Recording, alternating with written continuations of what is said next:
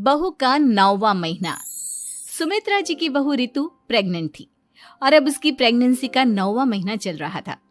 रितु का पति देवेश उसका काफी अच्छे से ख्याल रखता था, लेकिन प्रेगनेंसी अपने आप में ही एक अलग ही वक्त होता है जब एक औरत कई तरह के बदलावों से गुजरती है। शरीर के साथ साथ उसके अंदर बहुत सारे इमोशनल चेंजेस भी आते हैं और रितु इन सब चीजों से गुजर रही थी। इसीलिए कई बार वो बहुत परेशान हो जाती थी। उसे बार बार बहुत मुश्किलों का सामना करना पड़ रहा था। एक दिन अचानक शाम के वक्त रितु जोर जोर से रोने लगी। अरे रितु बेटा, क्या हुआ? तुम रो क्यों रही हो? कुछ नहीं मम्मी जी, बस बहुत परेशान हो रही हूँ मैं। हाँ बेटा, वो तो मुझे भी दिख रहा है, तभी तो रो रही हो तुम। लेकिन परेशानी के पीछे की वजह तो बताओ, आखिर बात क्या है? किसी ने कुछ कहा क्या तुमसे? नहीं मम्मी जी, किसी ने कुछ भी नहीं कहा, बस ऐसे ही मेरा मन कर रहा है रोने का। अरे बेटा, ये क्या बात हुई? रोने का मन कर रहा है? अरे तुम माँ बनने वाली हो, अगर इस तरह रहोगी ना तो बच्चा भी रोने वाले नेचर का पैदा होगा। तो फिर मैं क्या करूं मम्मी जी? मुझे बता अपने दिल की बात, मेरे साथ शेयर कर कि क्या परेशानी है। वो क्या है ना मम्मी जी, मैं अपने पेट की तरफ देखती हूँ ना तो अजीब सी घबराहट होती है। अरे लेकिन क्यों बेटा? तुम्हारे पेट में तो तुम्हारा आने वाला बच्चा है, इसे देखकर तुम्हें खुश होना चाहिए। मम्मी जी वो क्या है ना, मेरा पेट इतना बड़ा हो गया है, शरीर की हालत ऐसी हो गई है तो सोच सोच कर डर लगता है कि मैं कभी फिर से पहले जैसी स्लिम और ब्यूटीफुल हो पाऊंगी क्या। अरे बेटा, ये तो कुछ दिनों की बात है, सब कुछ बिल्कुल पहले जैसा हो जाएगा। कुछ दिनों के बाद तुम्हें चिंता करने की कोई जरूरत नहीं होगी। रितु, क्या हुआ? तुम बार बार करवटें क्यों बदल रही हो? रात के 2 बज रहे हैं, सो जाओ ना अब। देवेश, नींद नहीं आ रही है, मैं ठीक से सो नहीं पा रही हूँ। अरे ये क्या, तुम तो उठकर बैठ गई। इस तरह बैठे बैठे पूरी रात बिताओगी क्या?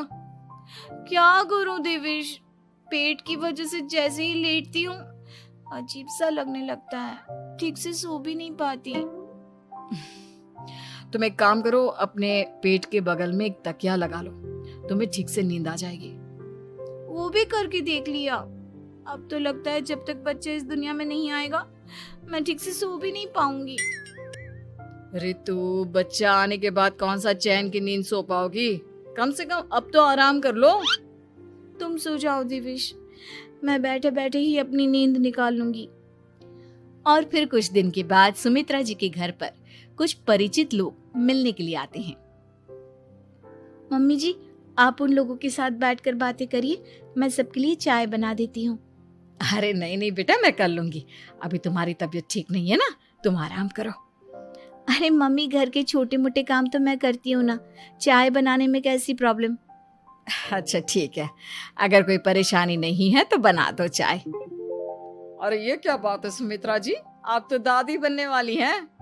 हाँ जी, बस ठीक ठाक तरीके से मेरा पोता या पोती इस दुनिया में आ जाए तो चैन हो जाए। सही कहती हैं बहन जी, एक औरत के लिए ये वक्त बहुत मुश्किल होता है। वैसे बहू की तबीयत तो ठीक है ना? हाँ हाँ, तबीयत तो ठीक है, बस ऐसे ही थोड़ी बहुत परेशानी है जो इस वक्त होती है, उसी से गुजर रही है। पहली बार माँ बन रही है ना, कभी कभी परेशान हो जाती है। सुमित्रा जी रिश्तेदारों से बात करती है और उन्हें काफी देर हो जाती है। रिश्तेदारों के जाने के बाद, अरे रितु बेटा, तुम अभी तक किचन में काम कर रही हो? मैंने तुम्हें मना किया था ना, इतनी देर खड़े रहने की क्या जरूरत थी? मम्मी जी, वो मुझे लगा रात के खाने में देर हो जाएगी, इसलिए मैं साफ उधर बिजी थी तो मैं खाना बनाने लग गई थी। अरे बेटा, तुम तो बिल्कुल कुछ भी नहीं समझती, जरा अपने पैरों की हालत तो देखो। हाँ मम्मी जी, मुझे भी ना पैरों में बहुत भारीपन लग रहा है। ये भारीपन नहीं है, ज्यादा देर खड़े रहने की वजह से तुम्हारे पैरों में सूजन आ गई है। अब कमरे में जाकर आराम करो, चलो। और सुनो, अपने पैरों के नीचे ना तकिया लगा लेना, सर के नीचे मत लगाना, ठीक है? अपने कमरे में जाने के बाद यार ये प्रेगनेंसी भी कितनी अजीब चीज है, कभी रोने का मन करता है, कभी हंसने का। घर में सब मुझे बहुत प्यार करते हैं, लेकिन प्रेगनेंसी की जो प्रॉब्लम्स मैं फेस कर रही हूँ वो मैं किसी को नहीं समझा सकती। ये सब कब ठीक होगा? और फिर एक रात अचानक रितु नींद में उठकर बैठ जाती है और अपने पूरे शरीर पर खुजली करने लगती है। देवेश की आंख खुलती है और वो रितु को इस तरह खुजली करते हुए देखता है। अरे क्या हुआ रितु, तुम ठीक तो हो ना? पता नहीं क्यों देवेश, लेकिन अचानक से पूरे शरीर में खुजली हो रही है। दिखाओ जरा मुझे। अरे लेकिन तुम्हारे शरीर पर तो कोई मच्छर के काटने की या किसी तरह के रैशेस भी नहीं है, फिर खुजली क्यों हो रही है? लगता है ये भी प्रेगनेंसी की कोई नई प्रॉब्लम है। अरे अरे परेशान मत हो, मैं मम्मी को बुला कर लाता हूँ। सुमित्रा जी के आने के बाद अरे क्या बात है बेटा, इस तरह क्यों खुजली कर रही हो? अचानक से क्या हो गया तुम्हें? मम्मी जी ऐसा लग रहा है जैसे सर से पैर तक पूरे बदन में मच्छरों ने काट लिया हो। अरे लेकिन इसमें रोने की क्या बात है, चुप हो जा, सब ठीक हो जाएगा। हाँ मैं बहुत परेशान हो गई हूँ, बस अब जल्दी से बच्चा इस दुनिया में आ जाना चाहिए ताकि मुझे इन सारी प्रॉब्लम से मुक्ति मिले। ऐसा नहीं कहते रितु, माँ बनना तो दुनिया की सबसे बड़ी खुशखबरी है और ये सारी परेशानियां तो सबके साथ होती है। जानती हूँ, लेकिन फिर भी क्या करूँ, रात को सो नहीं सकती। कभी पेट भर के खाना खा लेती हूँ तो उल्टी करने का मन करता है। ज्यादा देर खड़ी हो जाती हूँ तो पैर में सूजन आ जाती है। ज्यादा देर बाहर घूमने भी नहीं जा सकती वरना टॉयलेट की प्रॉब्लम। ये सब कब ठीक होगा? कुछ दिन और बीत गए और अब तक रितु का 9वां महीना खत्म होने का वक्त आ गया था। अब हर दिन रितु बस यही सोचती थी कि उसका बच्चा इस दुनिया में आने वाला है। हाँ, वो बात अलग थी कि वो कई तरह की इमोशनल चेंजेस से गुजर रही थी और फिर एक दिन अचानक, देवेश, मुझे ना चाउमीन खाने का मन कर रहा है। अभी रात के 12 बजे? अरे रितु, इस वक्त चाउमीन कहाँ से लेकर आऊंगा मैं? किसी होटल में फोन करो ना, कोई तो डिलीवर करता होगा ना इतनी रात को। नहीं नहीं रितु, इतनी रात को कोई डिलीवर नहीं करता, तुम कल खा लेना, मैं कल तुम्हारे लिए लेकर आऊंगा बस। नहीं, मुझे अभी खाने का मन कर रहा है, मुझे अभी खाना है। अच्छा अच्छा ठीक है, एक काम करो, मैं किचन में जाकर तुम्हारे लिए मैगी बना कर लाता हूँ, क्या पता उसे खाकर तुम्हारा मन ठीक हो जाए। हाँ ठीक है। देवेश रितु को मैगी बनाकर खिला देता है, लेकिन अगले दिन अचानक से रितु की तबीयत खराब हो जाती है। क्या हुआ है बहू को? बेटा तूने कुछ उल्टा सीधा तो नहीं खा लिया ना? मम्मी वो कल आधी रात को चाउमीन खाने की बात कर रही थी तो मैंने इसे मैगी बनाकर खिला दी।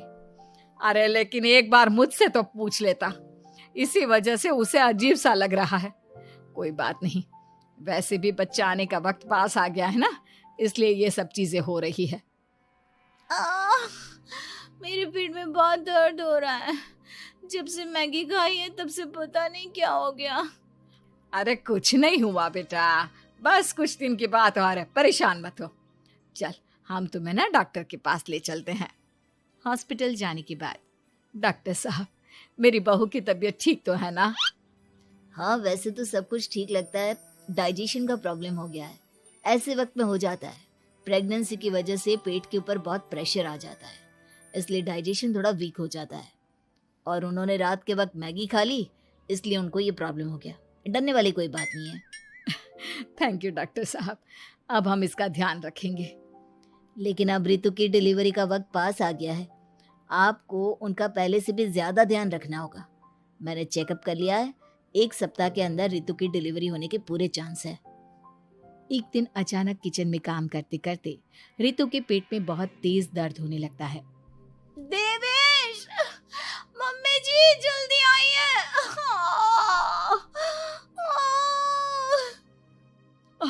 अरे क्या हुआ बहू, क्या हुआ तुम्हें? बहुत दर्द हो रहा है मम्मी, मेरे पेट में बहुत तेज दर्द हो रहा है, मुझसे खड़ा भी नहीं रहा जा रहा। इधर आ जाओ रितु, मैं तुम्हें बेड पर लिटा देता हूँ, सब ठीक हो जाएगा। बेटा, मुझे लगता है इसकी डिलीवरी का वक्त पास आ गया है। अब हमें रितु को हॉस्पिटल ले जाना होगा। वैसे भी डॉक्टर ने कहा था कि 1 सप्ताह के अंदर डिलीवरी कभी भी हो सकती है। मुझे बहुत दर्द हो रहा है, ऐसा लग रहा है जैसे मैं मर जाऊंगी। प्लीज मुझे बचा लो देवेश। अरे रितु, घबराओ मत, ऐसा कुछ नहीं होगा। हॉस्पिटल पहुंचने के बाद आप जल्दी से रितु को एडमिट करवा दीजिए और आप लोग बाहर वेट करिए। नहीं, मुझे बहुत दर्द हो रहा है। रितु, समझने की कोशिश करो, सब कुछ ठीक हो जाएगा। रितु को लेबर पेन शुरू हो गया था और वो काफी तकलीफ से गुजर रही थी। एक बच्चे को जन्म देते समय औरत जिस तकलीफ से गुजरती है उसे सिर्फ वही समझ सकती है। रितु की तकलीफ को देखकर देवेश भी काफी इमोशनल हो गया था। रितु को इस तरह चीखते देखकर उसे बहुत दुख हो रहा था, लेकिन आधे घंटे के बाद जब डॉक्टर अपने हाथ में रितु और देवेश की छोटी सी बच्ची को लेकर आया तो रितु के चेहरे पर स्माइल आ गई। रितु, ये देखो, तुम्हारी और मेरी नन्ही सी बेटी। ये तो एकदम परी की तरह दिखती है। दिखेगी क्यों नहीं, एकदम तुम पर गई है ना, इसलिए। लेकिन मम्मी, उसकी नाक तो मेरे जैसी है। अच्छा ठीक है, नाक तुम रख लो, बाकी सब मेरे जैसा।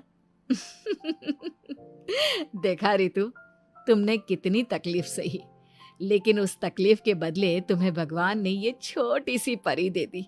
और ऐसा सब औरतों के साथ होता है। तुमने बहुत हिम्मत रखी है बेटा, और इसका नतीजा आज हमारे सामने है।